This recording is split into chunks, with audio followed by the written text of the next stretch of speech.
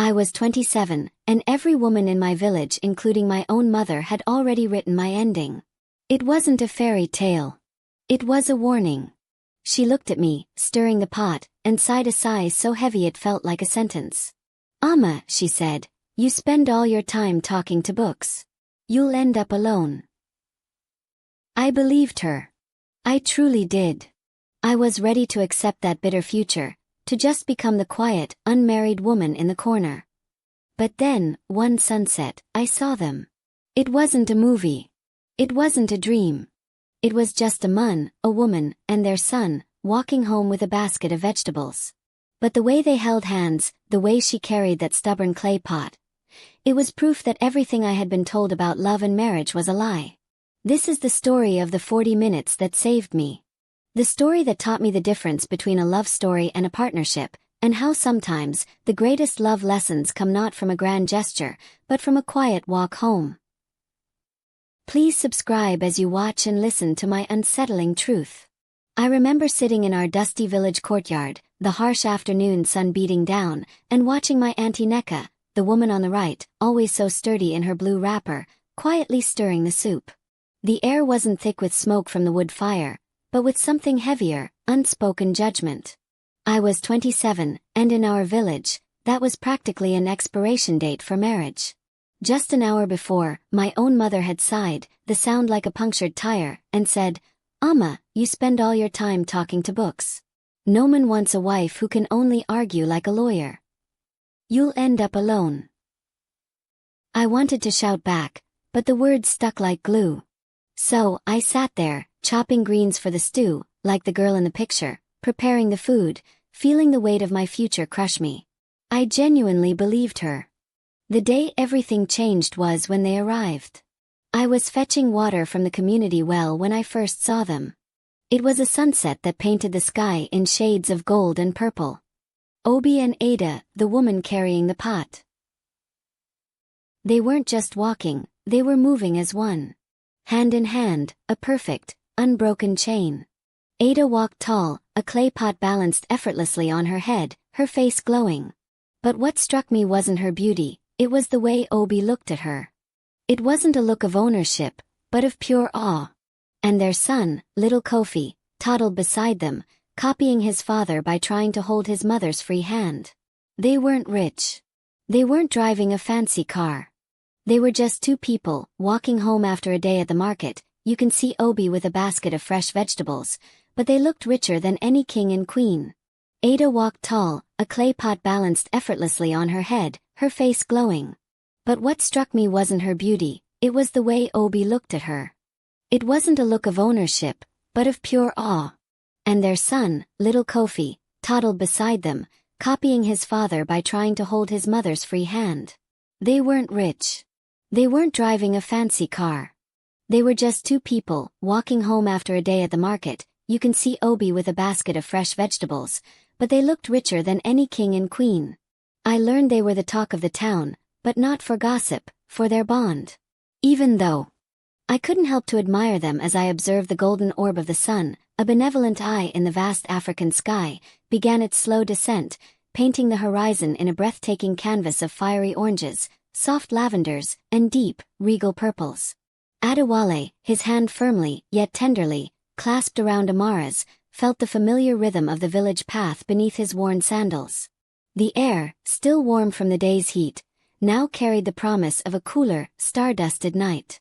Amara, a vision of grace, moved with an effortless poise, the clay pot perched perfectly on her head, a vessel of water for their evening meal. The pot, dark and smooth, caught the fading light, reflecting tiny pinpricks of the sky. It was a skill passed down through generations, a silent language spoken by the women of their village, a blend of strength, balance, and quiet dignity.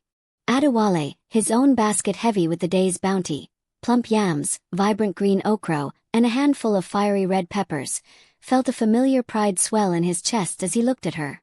Her wrapper, a kaleidoscope of patterns and colors, flowed around her as she walked, a living tapestry against the earthy tones of the path. Their son, Kian, a whirlwind of boundless energy and curiosity, was already far ahead. His small frame, clad in a brightly patterned Adire wrapper, was a blur against the dusty path. He chased after the first few fireflies, tiny beacons of light blinking into existence in the deepening twilight. His laughter, a pure, uninhibited sound, echoed through the quietening village, a melody that was as much a part of the evening as the chirping crickets. "Look, Papa! Mama! They dance," he'd exclaim, his voice a joyful treble. Back to the gist, the secret of the stubborn pot. Our village elder, Papa Ojo, a wise, old man often seen carving wood under the big Irako tree, told me their story. Ada and Obi had faced a brutal storm early in their marriage. Obi had lost his farm to a sudden flood. He fell into a deep, dark place. He couldn't talk, couldn't eat. He felt like a failure. One evening, Ada came home from the market, exhausted, carrying the same heavy clay pot. She put it down, sat next to him on the floor, and didn't offer a single word of forced encouragement. Instead, she said, "This pot, Obi. It's stubborn. It's clay and water, baked in fire. It cracks sometimes. But it holds the water we need to live. You are the fire, and I am the water. We are broken and fixed, but we will never stop holding each other." That simple act of silent, enduring partnership was their turning point. Obi didn't need a sermon, he needed to know she saw their life as a shared burden, not just his failure. The lesson I learned from Auntie Neka, I went to my Auntie Neka, the one whose tough love often felt like a wound. I confessed my fears, repeating my mother's words, "I'll end up alone." Auntie Neka put down her ladle.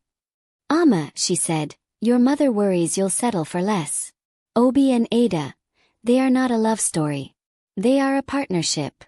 That is what lasts. Ada isn't just a beautiful face, she's a beautiful spirit. She supports her husband's dream while she carries her own load. He respects her mind as much as her body." She looked at me, her eyes suddenly soft. "Don't chase love, Amma. Chase a partnership where you are both carrying the pot, and neither of you feels heavy." I finally understood. My worth wasn't in getting a man, it was in becoming the kind of person who could be a true partner, strong, supportive, and whole on my own.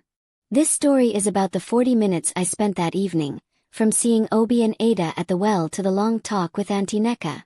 It was the 40 minutes that took me from believing my life was over to realizing it was just beginning. I stopped seeing myself through the lens of other people's expectations and started seeing myself as my own hero. The moral lesson. True, deep love isn't a fairy tale waiting to be found. It's a community built by two people. It's about being stubborn like the clay pot, taking the heat, cracking a little, but always holding the essential water of your life together. If you have ever felt like you weren't good enough, or that your time was running out, after stopping and watching this, I hope this story changed how you look at love, marriage, and your own worth. Thank you for watching. Let me know your thoughts. We encourage comments and discussion in the comments section. Guess what?